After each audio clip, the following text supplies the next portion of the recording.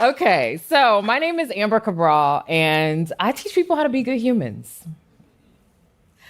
What that essentially comes down to is I work with a lot of well-recognized brands on something that is a pretty consistent challenge day to day. And what that really comes down to is how do we help people who are different from one another experience a sense of belonging and support in the workplace? Now, we've all had that moment. We've been at work and we're like, oh, I just don't feel like I fit here, right? And so I help organizations kind of start to figure out how to make the connections necessary for that to work. Now, support sounds easy. Like, we think we can just do that because we do it all the time. We support people we love and care about. We support people that we think we understand, even if we don't know them. But when it comes to people that we don't know at all, or we don't have that connection with, well, then we kind of get a little weird about it.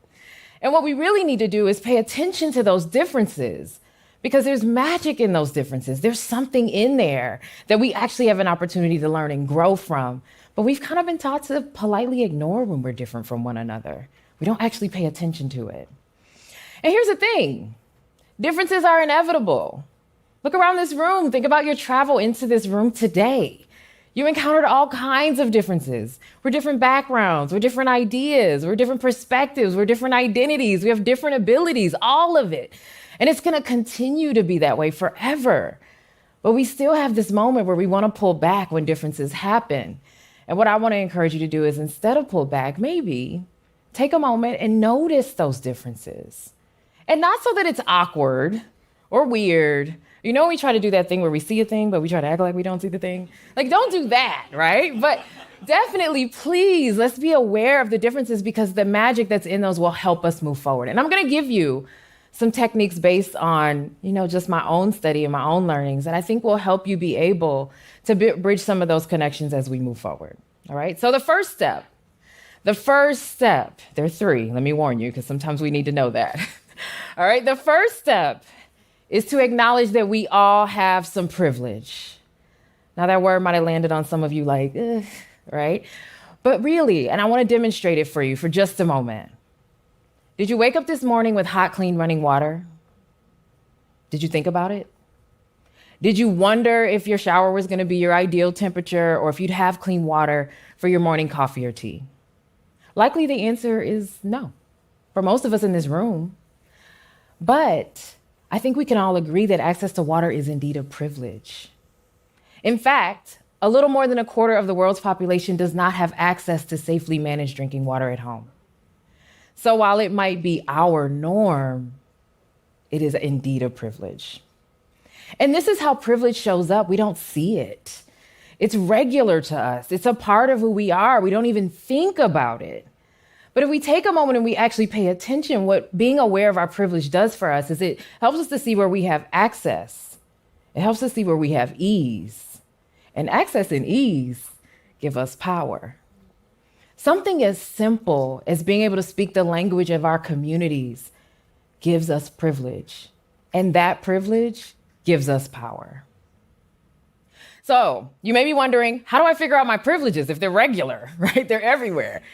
Okay, let me give you a simple question you can ask yourself. What about me or my experience might someone look at and consider to be typical? It could be my upbringing. It could be the language I speak.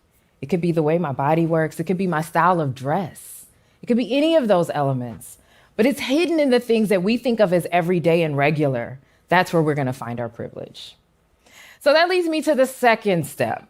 All right, the second step is we need to be willing to recognize the differences in folks and want to get to know them across those differences. Let me learn about your experiences so that I can develop empathy for you. That learning about the experiences part, it's not just so that we can be curious. We love stories, all right? That's great. Keep loving the stories. But also getting to know about folks' experience gives us a bit of perspective that we might not otherwise have. And so what we want to think about is, considering the impact that having those kinds of connections can show for us. Even as a simple example, right? I mentioned we struggle to connect across differences. But think about this. a couple days ago, maybe a month ago, I saw online where Snoop Dogg, yes, the rapper, Snoop Dogg, posted on his LinkedIn, which why he's on LinkedIn, I have no idea, that he really valued his relationship with Martha Stewart. Now, most of us have seen that relationship, and if we're being honest, we kind of notice that there's some differences between them that make that connection kind of unlikely, right? Okay, but you know what? He pointed out specifically, I learned so much from this friendship. I get so much value out of this relationship. And it was the willingness of being able to connect across differences that most of us would kind of politely ignore or would assume were not available to us. So learning about the experiences of others is about hearing the stories, yes, but it's also about having empathy and connection and being able to broaden our view.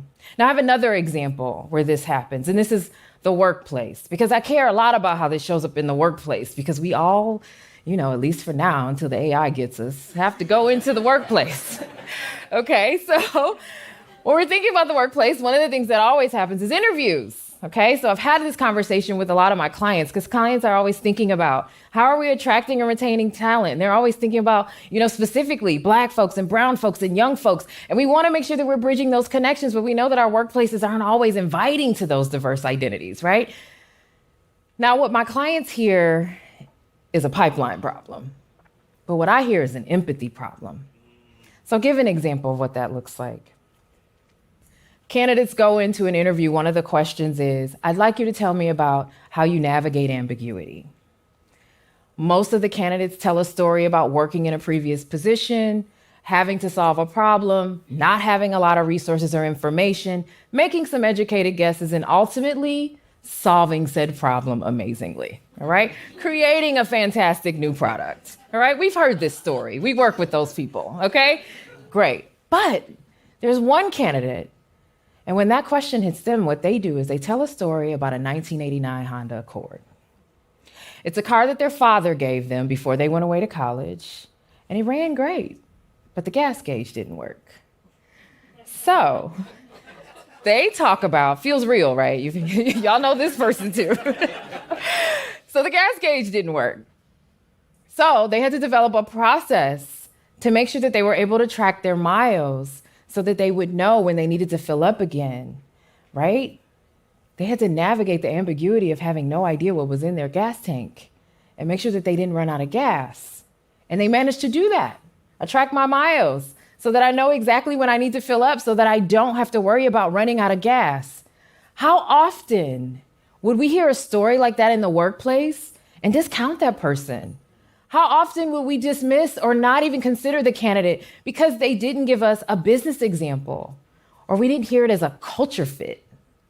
When if we're really honest with ourselves, the candidate with the Honda Accord not only navigated the ambiguity of not having any gas in the car, they also did something in their day-to-day life. It wasn't just for work. This is one of the things I had to figure out how to do to survive. It's innate, it's in my body. Think about if we considered it that way. Think about if we consider getting to know folks' stories and having empathy for them as a part of the way that we evaluate where they have an opportunity to thrive and grow, instead of just listening for the things that we always listen for. That leads me to the third step, okay? The third step is extending your privilege to others.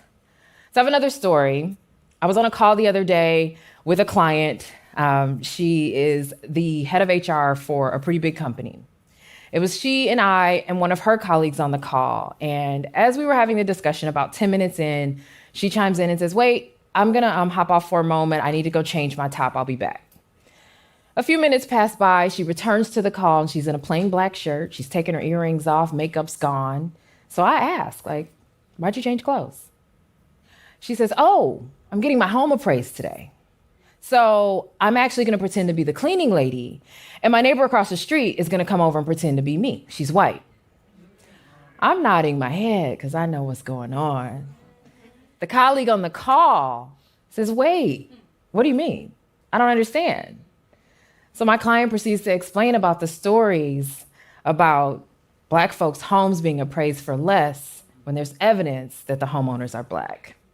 The colleague on the call is almost outraged, what? Is that a real thing? I can't believe this is happening. Meanwhile, I am feeling grateful to the neighbor. for being able to identify her privilege, for being able to empathize with my client, and for being willing to extend the privilege of her race in that situation. The 3 steps that I just covered with you are what most of us want when we think about support. I want someone to identify their privilege. I want somebody to actually hear my circumstances and experience and empathize with me. And then I want you to extend your privilege respectfully and impactfully in the ways that you're able to in that relationship. Now, I have a little secret, a confession, if you will. There is a word I've been avoiding in this conversation. So I mentioned at the top of this, dialogue that I work with lots of well-recognized brands. And what I didn't tell you is that the work I do is DEI, or diversity, equity, and inclusion. And the word that I've been avoiding is allyship. The 3 steps that we just talked through is what allyship looks like in action. Now, I'll be honest, I avoided it because I just wanted you to hear my talk. I know right now the media is all the rage. DEI is dying, right? And allyship is on its way with it. But I want us to just for a moment consider that maybe allyship isn't grand historical gestures or another big program or huge financial commitments. I mean, we need those too. But it doesn't have to just be that. It doesn't have to just be those really big, visible things. It can be the small things, the things that we see and encounter every day. Allyship is understanding that the system is such that the way your neighbor is experiencing a home appraisal and the way you might be could be different, and being willing to step in and interrupt that impact. It could also be recognizing that access to job opportunities isn't necessarily fair just because you got in. It's left-handed scissors. It's considering food allergies. It's being willing to accept correction when you mispronounce someone's name or misgender them. It's all of those things that you encounter every single day. And I think when we think of it as just the big things, we miss an opportunity to step into what we independently, individually have the ability to do to be allies. And I know that word may still not sit well with a lot of you. But whether you call it support, love, friendship, solidarity, whatever you'd like to call it, let's start taking the kinds of everyday actions that really bring it to life. Thank you.